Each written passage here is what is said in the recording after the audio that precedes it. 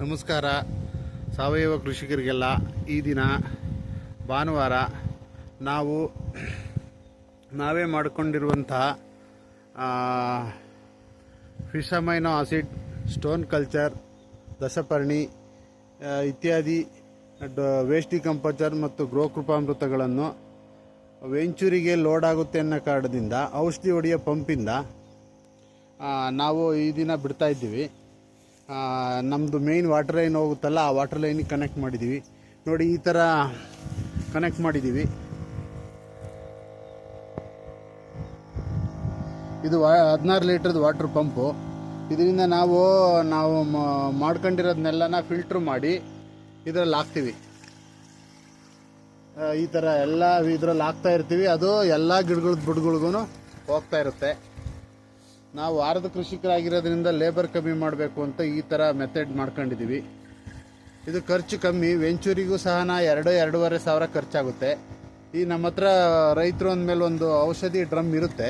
ಆ ಡ್ರಮ್ ಉಪಯೋಗಿಸ್ಕೊಂಡು ನಾವು ಮಾಡ್ಕೊಂಡಿರುವಂಥದ್ದು. ನೋಡಿ, ಇದೆಲ್ಲ ಫಿಲ್ಟ್ರ್ ಮಾಡ್ಕೊಂಡಿದ್ದೀವಿ ನಾವು ಈಗಾಗಲೇ.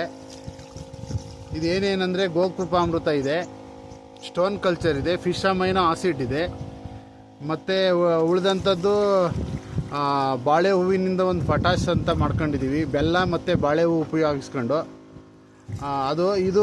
ಇದೆಯಲ್ಲ, ಇದು ಮೈಕ್ರೋ ನ್ಯೂಟ್ರಿಯೆಂಟ್ಸು. 3 ಥರದ ಏಕದಳ ಧಾನ್ಯಗಳು, 3 ಥರದ್ದು ದ್ವಿದಳ ಧಾನ್ಯ, 3 ಥರದ ಎಣ್ಣೆ ಕಾಳುಗಳನ್ನ ಹಾಕೊಂಡು ಯೂಸ್ ಮಾಡಿದ್ದೀವಿ.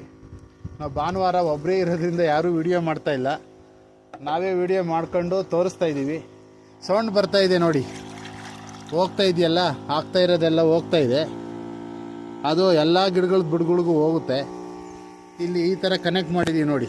ಯಾರಿಗಾದ್ರೂ ಬೇಕಾದ್ರೆ ಈ ಥರ ಅಳವಡಿಸ್ಕೋಬೋದು ಸಿಂಪಲ್ಲಾಗಿ. ಮೇನ್ ಲೈನ್ ಹೋಗ್ತಾ ಇದೆ ನಮ್ಮದು. ಇದು ನಮ್ಮದು ತೋಟ.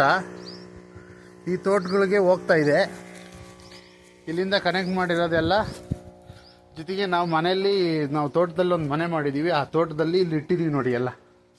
ಇದು ಫಿಶ್ ಅಮೈನೋ ಆಸಿಡ್ಡು, ಇದು ಸ್ಟೋನ್ ಕಲ್ಚರು, ಇದು ಗೋಕೃಪಾಮೃತ, ಅದು ವೇಸ್ಟ್ ಡಿಕಂಪೋಸರು, ಅದು ಸೊಪ್ಪಿಂದು ದಶಪರ್ಣಿ ಅಂತ, ಇದು ಬಾಳೆ ಹೂವಿನಿಂದ ಮಾಡಿರೋಂಥದ್ದು.